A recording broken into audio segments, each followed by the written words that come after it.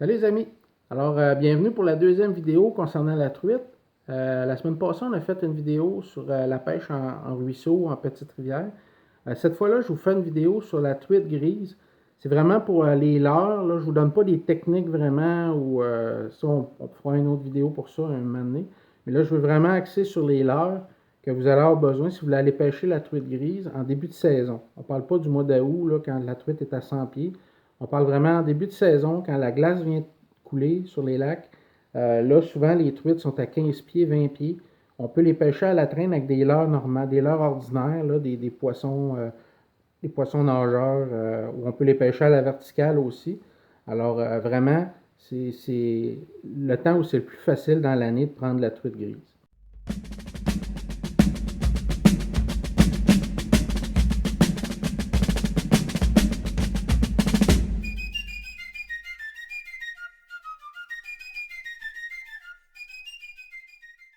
Alors, pour la truite grise, les amis, comme vous voyez, j'ai une bonne quantité de leurre à vous montrer, parce qu'il y a quand même beaucoup de leurre pour la truite grise. Je suis conscient qu'il y a beaucoup d'autres façons de pêcher la truite grise que ce que je vais vous montrer aujourd'hui.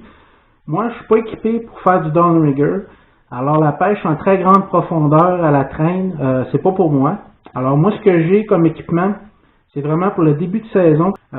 Alors, je peux pêcher en profondeur seulement à la dandinette. Alors, ce que je vous montre aujourd'hui, c'est vraiment pour le début de saison. On parle de fin avril, mois de mai, pour pêcher la truite grise. Premièrement, les bonnes vieilles cuillères. Alors, on s'entend, c'est un classique. Des Ruby Eye, des Daredevil, ça peut être celle avec les losanges dessus ou celle-là.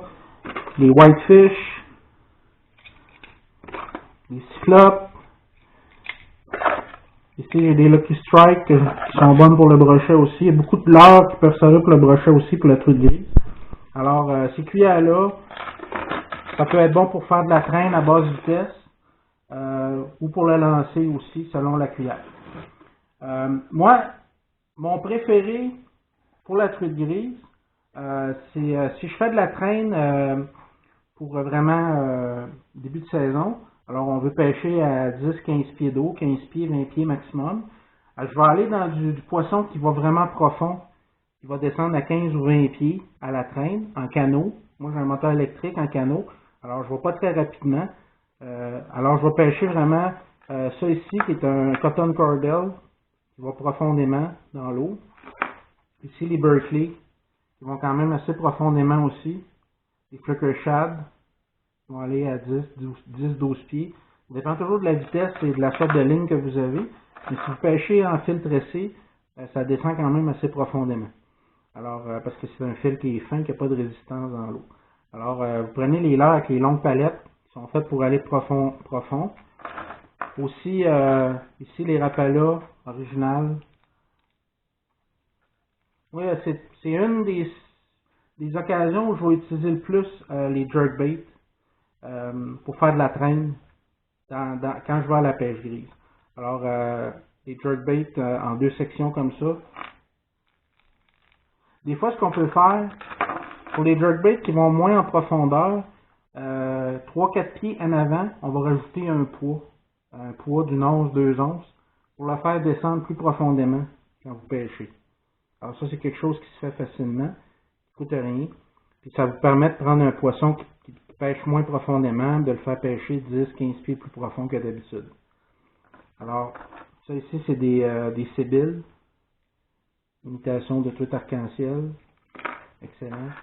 Si vous avez besoin des couleurs plus vives, c'est toujours bon d'avoir un Fire Tiger, des couleurs plus naturelles aussi. C'est pour ça que j'ai un Flicker Shad qui est plus naturel à l'ose. J'en ai un Fire Tiger. Alors avec ça, on est capable dépendamment des conditions. Aussi, très naturel. Ici, Lac Target. Dépendamment dans quel lac vous allez, si c'est plus dans le nord, ben, c'est des éperlans. Alors, pareil, si vous voulez les faire pêcher plus profondément, vous rajoutez un poids devant, un petit peu plus loin sur la ligne. Vous allez pouvoir les faire descendre plus. Alors ça, très bon si vous allez dans le nord, dans les grands lacs, pour pêcher la truite grise.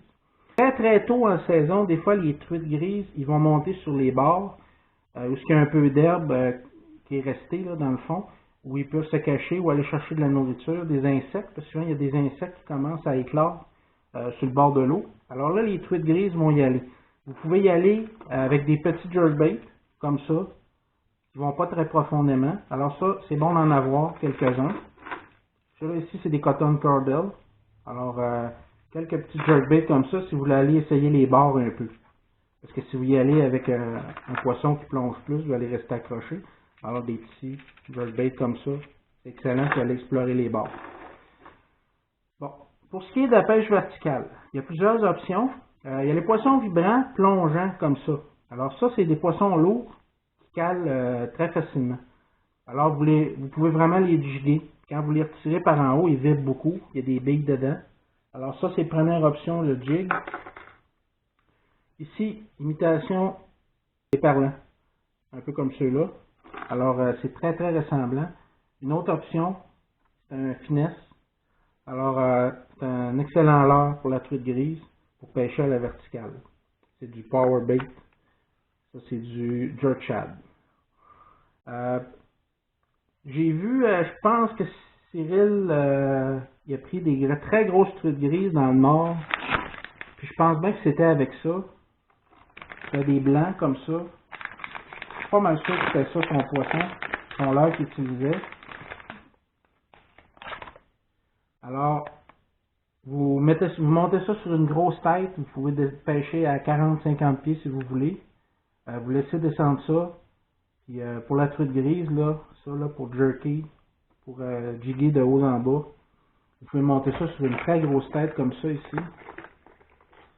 En passant, ça vous prend, si vous allez à la truite grise, ça vous prend un bon kit de tête plombée, de toutes les grosseurs. Alors vous montez ça sur une très grosse tête d'une once, comme ça. Vous allez pêcher à 50-60 pieds de profond. Puis ça peut être excellent aussi. Alors, ça ici, c'est des Swim Impact de K-Tech. Il y a quelque chose qui ressemble à ça dans du Berkeley aussi. Là. Je ne sais pas le nom, mais ça ressemble. C'est peut-être un Berkeley que Cyril avait. Il sait qu'il a pris une truite monstre avec ça. Cette année, je vais sûrement essayer mes One-Up pour la truite grise, pour la verticale. Alors, les Swing Impact, les One-Up, je vais sûrement essayer ça pour la truite grise cette année. Je ne vois pas pourquoi ça ne fonctionnerait pas. Ça fonctionne pour tout le reste. Alors ça, on va essayer ça cette année.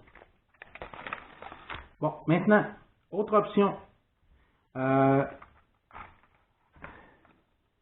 Les jigs à poil, c'est un classique pour la truite grise. Ici, j'ai des Spro. Là, vous prenez la grosseur de tête, le poids que vous avez besoin. Soit le marabout, soit dans du bucktail, comme ça. Il y a différents modèles, différentes couleurs. C'est pas très cher.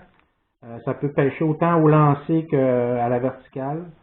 Alors ça, c'est à avoir absolument dans votre coffre pour la pêche à la truite grise. Comme je vous ai dit, c'est important que vous ayez un bon kit de tête plombée pour la truite grise parce qu'il y a beaucoup de pêche à la verticale en début de saison surtout. Là. Si vous voulez pêcher à la verticale, c'est vraiment idéal. Autre petite chose que j'ai acheté cette année, que je vais essayer, ça vient de Decathlon. Alors c'est ces leurres-là, ici, que j'oublie le nom, mais c'est avec des têtes, avec des queues comme ça. Ils sont très lourds. Ils sont vraiment, je pense, faits plus pour la pêche à la verticale, sinon en assez bonne profondeur. Alors je vais essayer ça cette année chez Decathlon. C'est là. Alors pour la truite grise, ça a quand même bien été. Il y a beaucoup de leurres. Ah oui, c'est vrai. Il y a ça ici. Les poissons en plomb sont très pesants, que vous jiguez avec une cuillère en arrière. Et ceux ici, il y a plusieurs modèles qu'on sert souvent pour la pêche en hiver, mais qui sont bons pour la truite grise aussi. Alors c'est des modèles qu'on jigue, qui sont très lourds, qui plongent instantanément. Puis là, vous les jiguez, puis ça vibre beaucoup. en les jiguant. C'est un poisson qui fait ça là, quand vous le jiguez. Fait que ça, c'est bon aussi pour la truite grise, si vous voulez jiguer. Alors on essaye plusieurs sortes, plusieurs choses. Si on veut jiguer, si vous avez la chance d'avoir un sonore, c'est vraiment ça que ça prend pour la truite grise, que ce soit en canot, en kayak. Le sonore, c'est un must, parce que vous allez les voir sur le sonore, puis vous allez pouvoir aller jiguer à bonne place. Parce que si vous allez sur un plan d'eau qui est moindrement grand, vous n'avez pas de sonore, vous allez trouver le temps long, parce que vous pouvez jiguer toute la journée dans le vide, puis vous ne verrez pas aucun poisson. Alors c'est important d'essayer de les cibler le bon endroit. C'est sûr qu'on peut aller loin, là, on peut se donner des bons trucs sur les lacs si vous n'avez pas de sonore, mais là, ça va être une autre vidéo parce que ça serait trop long. Alors, chercher des îles submergées, des flancs de falaise, c'est sûr qu'il y a des bonnes places à aller voir, là, mais en tout cas, si vous avez un sonore, c'est vraiment idéal. Alors, je ferai ça assez vite. C'est toutes des choses assez simples, dans le fond, que tout le monde sait normalement. Mais c'est pour la pêche vraiment, si vous n'avez pas de downrigger, vous voulez pêcher vraiment à la canne à pêche, là, soit en vertical ou au lancer, ou un petit peu à la traîne, mais en début de saison, quand les truites sont pas trop profonds. Alors, c'est sûr que rendu au mois d'août, c'est d'autres équipements que ça prend pour la truite grise. Alors les amis, c'était ça pour la truite grise. Je vous ai montré les leurres, je ne vous ai pas montré toutes les techniques. On s'entend que on peut en parler longtemps. Par contre, on va peut-être réussir à faire une vidéo de pêche à la truite grise en canot. Je pensais peut-être d'aller dans la région de Saint-Donat. Je sais que le lac là-bas, ben, ça cale quand même assez tôt. Alors, je vais peut-être aller dans la région de Saint-Donat. C'est un des endroits les plus proches de chez nous pour la truite grise. Je connais quelqu'un là-bas qui va montrer quelques spots.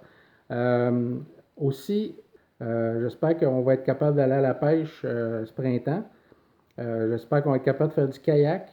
Je vais recevoir mon kayak bientôt. Alors, je vais installer des choses dessus. On va faire des vidéos là-dessus. On va se faire quelques autres vidéos d'ici la fin du printemps. Puis, bon courage. Restez chez vous. Ça va revenir à la normale un jour ou l'autre. Puis, on lâche pas. On écoute des séries, on écoute des vidéos sur YouTube. Puis, on dessine, on joue de la guitare, on fait d'autres choses, on fait de la bouffe.